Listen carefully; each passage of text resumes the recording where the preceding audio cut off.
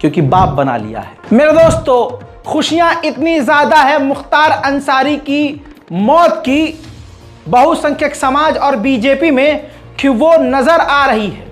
योगी आदित्यनाथ को सीधा सीधा बताया जा रहा है, क्रेडिट दिया जा रहा है कि उन्होंने ही मरवाया है, और ये कोई मुसलमान नहीं कह रहा है, खुद हिंदू समाज के लोग सीधा सीधा कह रहे हैं कि कत्ल ये मुख्तार अंसारी का बाबा ने करवाया है। सूर्य प्रताप सिंह आईएएस जो रिटायर्ड है लिखता है, माफिया को मिट्टी में मिला देंगे।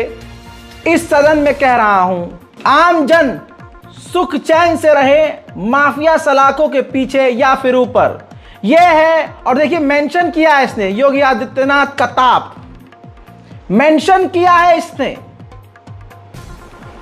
कि आज जो मुख्तार अंसारी को कत्ल किया गया है इसमें योगी आदित्यनाथ का सीधा हाथ है। ये सूर्य प्रताप सिंह और इस जैसे हिंदू लिख रहे हैं। आइए माफियाओं की लिस्ट एक और आपके सामने रख रहा हूं।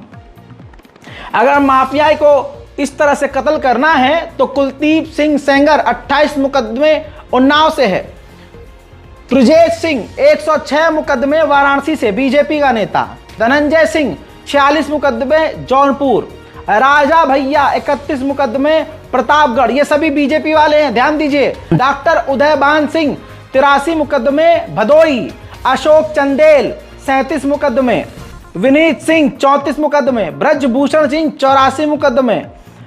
चुलबुल सिंह 53 मुकदमे। सोनू सिंह 57 मुकदमे। मोनू सिंह 48 मुकदमे। अजय सिंह सिपाही 81 मुकदमे। पिंटू सिंह 23 मुकदमे। सनी सिंह 48 मुकदमे। संग्राम सिंह 58 मुकदमे। चुन्नू सिंह 42 मुकदमे। बादशाह सिंह 88 मुकदमे। ये दोस्तों बीजेपी में शामिल है। तो फिर भी आज गोदी मीडिया मुख्तार अंसारी को लिख रहा है कि वो माफिया है। असल में माफियाओं ने तो पार्टी बना रखी है पूरी भैया। सवाल यह है कि क्या सच में मुख्तार अंसारी कोई माफिया था?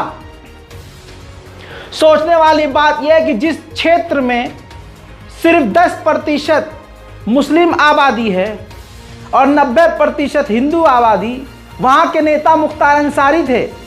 तो हिंदू समाज के बीच वो खुद एक हिंदू के ही नेता थे।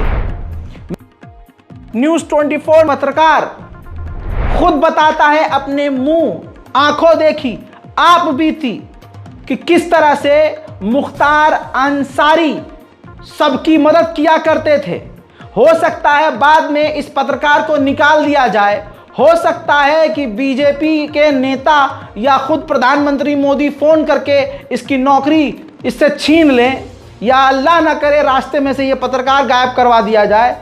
आइए पहले इसका वीडियो सुन लीजिए। मेरी एक बार गाड़ी खराब हो गई थी तो मैं आपको एक किस्सा सुनाई देता हूँ। रसड़ा में एक टायर बनाने वाले और ये मैकेनिक बाइक का वहां पर था। तो मैं एक बार चुनाव के सिलसिले में आया था तो मैंने उसको पूछा था कि यहाँ से कौन जीतेगा। अफजाल अंसारी वहां से चुनाव लड़ रहे थे। उसने बताया चूंकि 786 नंबर की गाड़ियों के काफिले के साथ चलने का शौक मुख्तार अंसारी को था, और पजेरो गाड़ियां और तमाम महंगी गाड़ियां, उसका नाम लेना नहीं, जो भी आप महंगी समझ लीजिए वो सब बेड़े में शामिल है।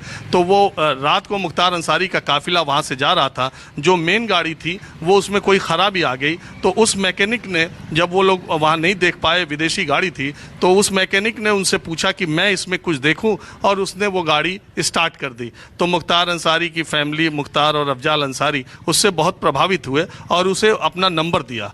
और बाद में उसने मुझे बताया, अभी है वो वहाँ पर मैकेनिक, उसने मुझे बताया कि कुछ दिनों के बाद उसके ऊपर एक प्रॉब्लम ये आई कि उसने किसी से जिनसे सूद पर पैसा लिया था और उसका ब्याज नहीं दे पा रहा था, तो वो ज़मीन लिखाने के लिए उस पर दबाव डाल रहे थे।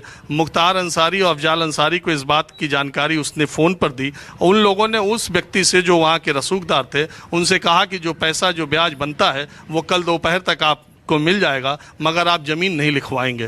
तो वो आदमी जो उस इलाके का या उस जगह का रसूखदार था, उसने उस मैकेनिक के पास जाके हाथ जोड़ लिया कि मुझे कोई ब्याज नहीं चाहिए, मुझे कोई सूद नहीं चाहिए, मैं तुम्हारी ज़मीन नहीं लिखवाऊंगा। तो इस कदर 100-200 किलोमीटर में ये एक धमक थी अंसारी फैमिली की, और ऐसे लोगों की मदद उन्होंने हमेशा की है। लेकिन जो लोग ठीके करते हैं, जो लोग, सुन लिया दोस्तों, दूध का दूध पानी का पानी है, दिमाग पर जोर देने की जरूरत भी ज्यादा नहीं है।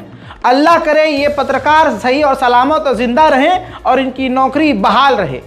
अब आइए, इंडिया टीवी और गोदी मीडिया के और भी पत्रकार जब अंसारी के लोकल एरिया में पहुंचे उगलवाने के लिए लोगों से, तो वहां जब आबादी 10% मुसलमानों की और 90% हिंदुओं की है, तो फिर क्या मिलेगा सुनने को? यही ना कि अच्छा हुआ, बहुत बढ़िया हुआ। लेकिन नहीं, वहां के हिंदू खुद बता रहे हैं कि ये एक षड्यंत्र के द्वारा उनका कत्ल किया गया है। वो बिल्कुल स्वस्थ थे, सही थे, उनको इस तरह से मारा गया है जब मरने वाला खुद मरने से पहले बता रहा है कि मुझे धीमा जहर दिया जा रहा है और लोग खुशियां मना रहे हैं। ये शिकायतन पता है कौन कह रहा है? एक हिंदू महिला। सितारा देवी है। सितारा देवी। लोग मरने के बाद इंजॉय कर रहे हैं। मरने पर भी इंजॉय करता है कोई? लोग तो हमारी खुदे संस्कृति नहीं है। है, कितने लोग इंजॉय कर रहे हैं, गरीब लोगों की खुशियां मन रही है सर। अगर उनकी तबीयत खराब थी तो क्यों नहीं 1 हफ्ता उनको इलाज किया जाएगा? काहे नहीं लोग किए? 2 दिन इलाज किए लोग, दूसरे तीसरे दिन लोग फिर जेल में भेज दिए। अब जब ज्यादा उनकी तबीयत खराब हो गई तो जो है कि हॉस्पिटल में एडमिट किए लोग। और अब क्या कह रहे हैं लोग कि दिल का दौरा हुआ है। इतना दिन दिल का दौरा नहीं हुआ था, 2005 से वो जेल में थे। आज पहली बार दिल का दौरा उनको हो रहा है हॉस्पिटल में। दिल का दौरा तो किसी को भी सितारा जी की हो सकता नहीं हो सकती सर, जब हुआ रहता तब न हो सकती है। एको बार तो हुआ नहीं था। है। अच्छा, आप ये कह रही कि पहले कभी दिल का दौरा नहीं हुआ था। कभी नहीं हुआ था। कभी नहीं हुआ था सर। हम नहीं बोले, मेरी पूरी जनता बोलेगी कि कभी नहीं हुई थी, कभी नहीं हुई थी। वो स्वस्थ थे, बहुत दिलेर आदमी थे। वो कबूतर का दिल आप उनको वो बुलाया जाता है। नाम क्या बताएंगे? रुकिए सरकार सर, नाम हम ही पूरी बदल रुकिए, दे। हमारी बात होने जाइए। देखिए भाईजान, आप मेरे आप भाई की पॉलिटिक्स तरह में हैं, हैं? हमें भी हैं, लोग से जुड़े हैं। मैं आप लोग से एक ही हाथ जोड़ के निवेदन करूंगी कि आप लोग थोड़ा सा भी अगर दिल में जगह होगी तो रियल बात आप लोग दिखाइए। हम लोगों को इंसाफियत दिलवा दीजिए कि हम लोग का दिल की सुकून मिल जाए। आपकी सारी बात जा रही है। हाँ, सारे लेकिन हम लोग एक बात जो पीछे से एक आवाज आई कि उनका दिल कबूतर का नहीं था, वो एक दिलेर आदमी थे। ये बात पीछे से आई और यहाँ पर इस तरह की दर्जनों कहानियां हैं। इस फाटक से जुड़ी ऐसी अनगिनत कहानियां जो मुझे बताई गई। लेकिन एक पहलू वो भी है, जब भी बात होती है मुख्तार की तो कन्विक्शन की भी तो बात होती है। कुछ कई मामलों में एक्यूज, कई सारे मामले, उन सारी बातों को लेकर यहाँ पर क्या बात है? अरे सर, किसी के जबान से ये बात सुन ही नहीं करेंगे। यही सुनेंगे कि वो गरीबों के मसीहा थे, वो गरीबों के मसीहा थे। जबरदस्ती मुकदमा लाता है। सर बताइए। उनके जबरदस्ती मुकदमे पे मुकदमे खाली ये बाबा के सरकार में हुई है। मुकदमा पे मुकदमा, मुकदमा में मुकदमा, मुकदमा में मुकदमा, ऑर्डर पे ऑर्डर, ऑर्डर पे ऑर्डर, ऑर्डर पे ऑर्डर हुआ है सर। वो भी क्रिमिनल है ना सर? क्या कह रहे हैं आप? प्रदेश के मुखिया पे 47 मुकदमा है, वो भी क्रिमिनल है। मतलब किस पे? अरे जो मुखिया हैं, मंत्री की हाँ सर, उनके पर मुकदमा नहीं है तो वो दबाया गया है, क्योंकि हम लोग कुछ कर नहीं, रुको जी, हम कुछ कर नहीं पाएंगे। उनकी सरकार है, वो सत्ता में है, बलोजर चलवा देंगे, किसी को जबरदस्ती मुकदमा कर देंगे, किसी के माई बहन के गरीब लड़का बात हो के जबरदस्ती जेल में ढुका दो। एक पहले दुनिया के सरकार आई रहे सर। हमारा उम्र कम से कम 45 साल हो गई। हम राजनीति देखत चले बनी, ज्यादा तो हमने जानकारी नहीं के। लेकिन जब हाँ, यहीं पे मेरा दहलीज है, कहीं दूर की नहीं हूँ। भारतीय स्टेट बैंक के मेरा पास घर है और मैं भी 2012 से राजनीति में हूँ। अब देखिए उधर मेरे दोस्तों, ध्यान देने योग्य बात यह है कि मरने वाले को पता था कि मेरा कातिल मुझे किस तरह से मार रहा है और मेरा कातिल कौन है। आप बेबसी मुख्तार अंसारी की देखिए, बेहयाई इन विपक्ष के और राजा के तानाशाही में देखिए। किस षड्यंत्र के, चुनाव से ठीक पहले, आय हाय, अब भी ना समझे तो फिर क्या समझे। चुनाव से ठीक पहले सिर्फ इसीलिए मरवा दिया गया ताकि अब बिना नाम लिए मोदी जी और मोदी जी के नेता अपनी चुनावी रैलियों में बिना नाम इन लोगों का लिए जिन्हें मारा गया, यह कह सके कि हमने माफियाओं को मिट्टी में मिला दिया। भाई बहनों, हमने ये कर दिया, वो कर दिया। और नीचे जो बेरोजगार झुंड खड़ा है, जिन्हें गाय का मूत ये पिला दिया गया है कि बीमारियों से इससे निजात मिलेगी, जिनके लिए गोबर को सबसे बेहतरीन नेमत बताया गया है, आप समझ रहे हो, और सबसे बेहतरीन काम मोदी जी की भक्ति बताया गया है, वो नीचे खड़ा होकर तालियां बजा रहा होगा, बहुत बढ़िया, मरवाया था, अतीक अहमद को ही मरवाया था, मुख्तार को ही मरवाया था। लेकिन मेरे दोस्तों, ये लेटर एक और आपके सामने आया है। दुनिया के सामने ये वो लेटर है जिस पर हजारों सवाल खड़े हो रहे हैं। मुख्तार अंसारी का ये एक और लेटर है।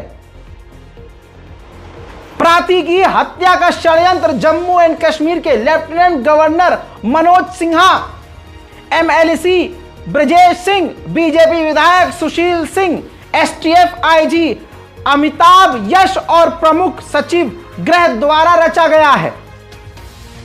यह खुद मुख्तार अंसारी बता रहे हैं।